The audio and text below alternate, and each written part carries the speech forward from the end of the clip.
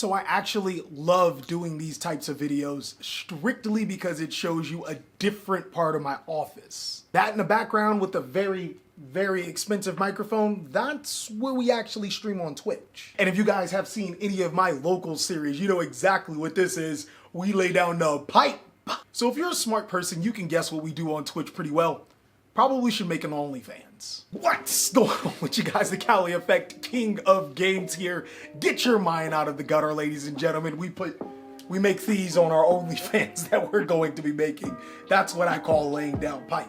Today, we're gonna be doing something that we do just about every month. The hand trap tier list. In this particular tier list, I have 5 different categories, starting off for you better be caught with it hand traps that you should be playing, all the way down to, oh no, what are you doing, baby? Hand traps that you probably shouldn't be caught playing. So of course, if you wanna see more awesome content like this, then be sure to destroy that subscribe button, but also be sure to hit that notification bell so you can stay strong. One more thing I want to mention is that if you guys want to follow me on Twitch where we lay down the pipe, then be sure to do so. I'll leave the link inside of the comment section. Description? Comment section. I'll do both. So without further ado, let's jump on into our tier list. We have quite a few hand traps, and I think Ally of Justice Cycle Reader is going to be a, oh no, what are you doing, baby? Now when Lightning Overdrive comes out, then Cycle Reader probably could be a really good Yu-Gi-Oh card. I'm pretty sure it's not good against Utopia, but Drytrons does get more support. Drytrons are a pretty formidable deck that might see a little more play once they get that support. On the flip side, Artifact Lancey is going to be a Yu-Gi-Oh card that you better be caught with it. It is an amazing Yu-Gi-Oh card in this format. A couple of days ago, I made a video about the best decks in Yu-Gi-Oh! Go ahead and check that out if you want to get acclimated to this format. Some of the top decks include Tri-Brigade, as well as Dino. Artifact Lancey prevents them from doing the things that they want to do. Artifact Lancey is also fairly decent against decks like Rocket Dragon Link. They won't be able to summon their Black and White Dragon or Chaos Dragon Levianeer, and against decks like Shuttle Invoked. If your opponent activates Invocation and you chain Artifact Lancea, they must resolve Invocation, possibly fusing into a card that they don't want to do. Moving forward, the next card is Ash Blossom and Joyous Spring. I really want to put it in Situational, but I still think it's a fairly good Yu-Gi-Oh card. Now, the reason why I actually want to put Ash Blossom into Situational is because while it is a great generic card that tends to not fall on the situational side, it's actually situational from the experience of Ash Blossom, not for its ability to be able to hit multiple decks. Now, when I say this, I mean that Ash Blossom and Joyous Spring has rightfully so been power crept. It is a 4-hero Yu-Gi-Oh card, so I guess that's fair. A lot of times when you Ash Blossom your opponent, they can follow up with an additional play. They don't need a super hand to play around Ash Blossom or to continue going. Ash Blossom and Joyous Spring can be good in the mid to late game when your opponent doesn't have enough resources, or when your opponent doesn't draw an optimal hand, but that's not really good. So while some of these cards may wind up in the same position as our last tier list, now you're getting some other insight. Moving forward, Chaos Hunter used to be an, oh no, what are you doing, baby? But I actually want to put it as situational. Look, if you can protect Chaos Hunter, it actually has the potential to be better than Artifact Lancea. It's literally a walking Artifact Lancea. The problem is just that. Protecting the Chaos Hunter will be such a problem, especially when there are so many cards in Yu-Gi-Oh! That can get rid of monsters on the field. Moving forward, DD Crow is going to be a situational Yu-Gi-Oh! card, and the reason being is that there are not a lot of cards that DD Crow can hit that Ghost Bell and Skullmeister just can't right now. Also, on the flip side, DD Crow can't hit certain interactions against decks that maybe Ghost Bell or Skullmeister can. Take, for example, a Prank Kids monster effect in the graveyard. Even if you do DD Crow the card when it is sent to the graveyard and activate its effect, you still won't be able to stop it from special summoning a monster. Dimensional Shifter, I want to put as a better be caught with it Yu-Gi-Oh card. This card is insane. The reason why I say this about Dimensional Shifter is if you can play Dimensional Shifter, odds are you should be playing Dimensional Shifter. This card on its own right can completely end your opponent's entire turn, as most decks do need to commit to the graveyard. Bonus points is if your strategy benefits from being banished, Dimensional Shifter becomes amazing. Next is Droll and Lockbird. We gotta stop. I think this is gonna be it for the you better be caught with it cards.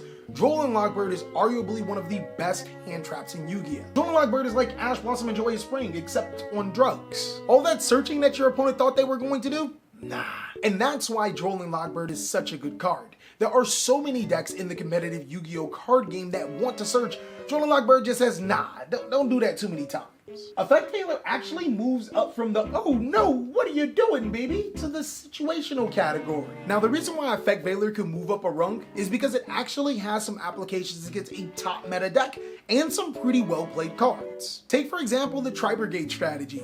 All of those monsters are ignition effects that Effect Veiler can effect. Get it? Effect Veiler also has another utility over these other hand traps. Effect Veiler inside of a deck that can make Hockley Fibrix can then link into Selene and make a free access code, which gives them at least 2 destructions and a 5300 attack monster. So while Effect Veiler isn't necessarily for every Yu-Gi-Oh deck, it does have a pretty situational role. I think that's good enough to call it situational. Next, Evenly Matched is going to be a really good Yu-Gi-Oh card.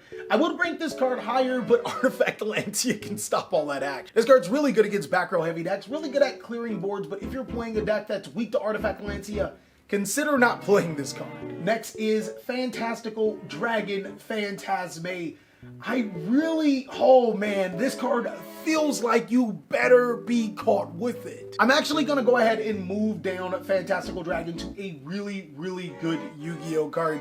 I want to say that it better be caught with it, but that's lying. That's cap. Fantastical Dragon Phantasme can completely reset your hand against some of the most popular decks today. Take, for example, Rocket Dragon Link and Tri-Brigade. Both of these strategies summon a ton of Link monsters to your side of the field. This essentially allows you to reset your hand and prevent your opponent from targeting your card. But even against some of the non-Link heavy decks, almost every single Yu-Gi-Oh deck in this current format Link summons, you can easily summon a 2400 body that prevents your monsters from being targeted and at least draw 2 cards and put in 1, getting you closer into your board breaker cards. Thanos is literally the card that helps you search for your 5th Infinity Stone cards like Dark Ruler No More and the Forbidden Drip. This card is godly.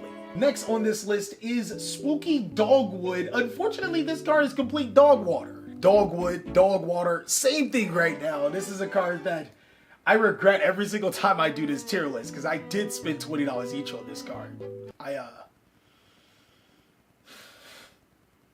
Hello, darkness, my old friend. Ghost Bell and Spooky Dogwood is a really good Yu-Gi-Oh card. It stops Cypher Gear Gamma. It stops Nadir Servant, cards that players didn't necessarily know that the card could stop. And it's also a card that can stop a lot of cards in a graveyard heavy format. One thing I do want to point out is since this card does negate the activation, your opponent could activate a second copy of Nadir Servant, but how lucky can they get? Also, just to temper your expectations just a little bit, I do still think that Ghost Bell has the same problems as Ash Blossom. If your opponent plays enough extenders, well, you just wasted a card. Ghost Mourner and Moonlit Chill is a fairly situational Yu-Gi-Oh card. We're gonna start to see Effect and Negation start to creep up back into Yu-Gi-Oh, and Ghost Mourner is a fairly good Yu-Gi-Oh card that can not only negate that monster effect, but can come up in time. And nextly, Ghost, Ogre, and Snow Rabbit. I think that this is a fairly situational card.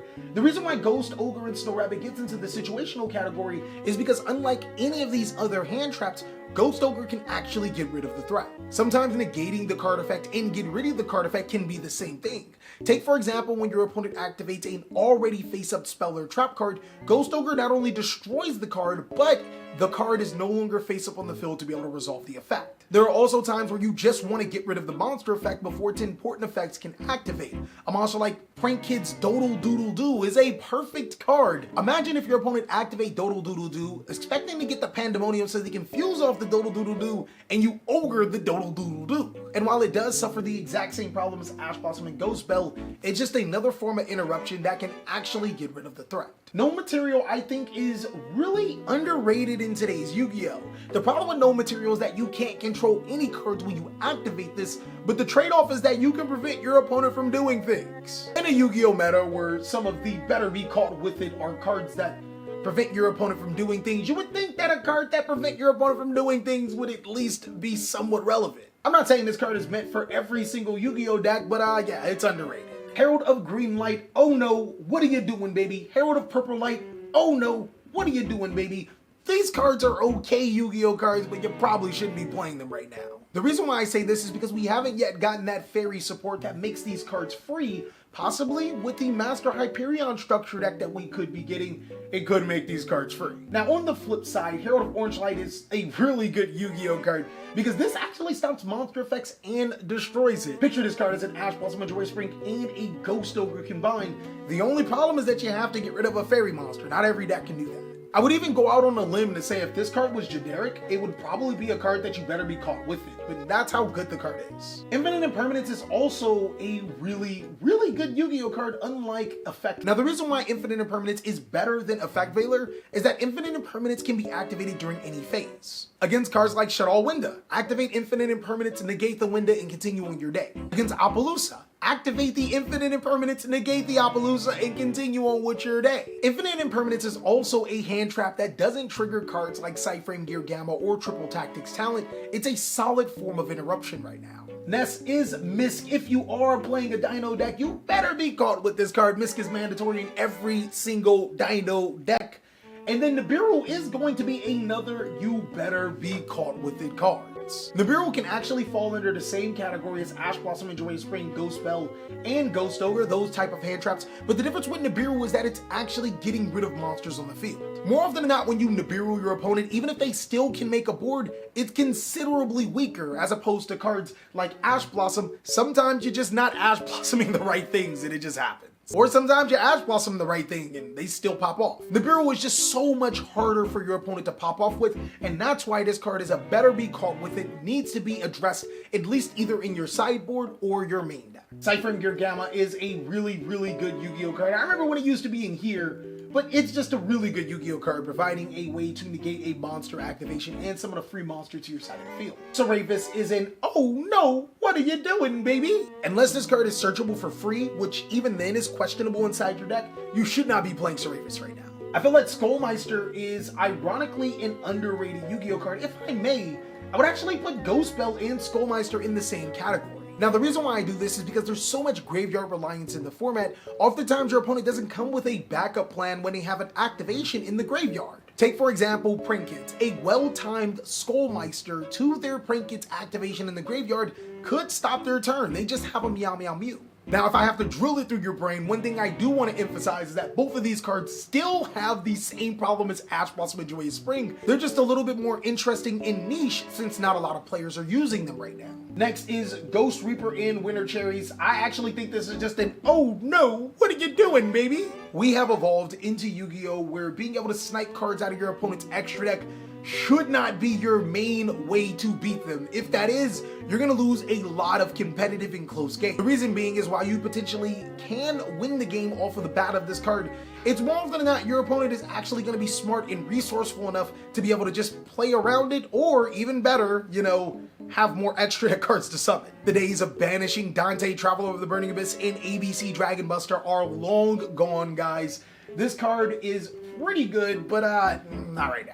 And lastly is Mirador, a card that I hyped up in our last video. This is an, oh no, what are you doing, baby, right now? I do still think that there will be a point in time where this card becomes a lot better because of its statistics. It's a Dragon Wind monster. I mean, that should be enough. But until then, this is a card that should not be seeing any competitive play whatsoever. Well, that is all that I have for the Staples tier list today. I really hope you guys enjoyed this video. If you did, be sure to check out some of these other videos because they too strong. As always, I hope you guys are having an amazing day and I'll catch you on the next video.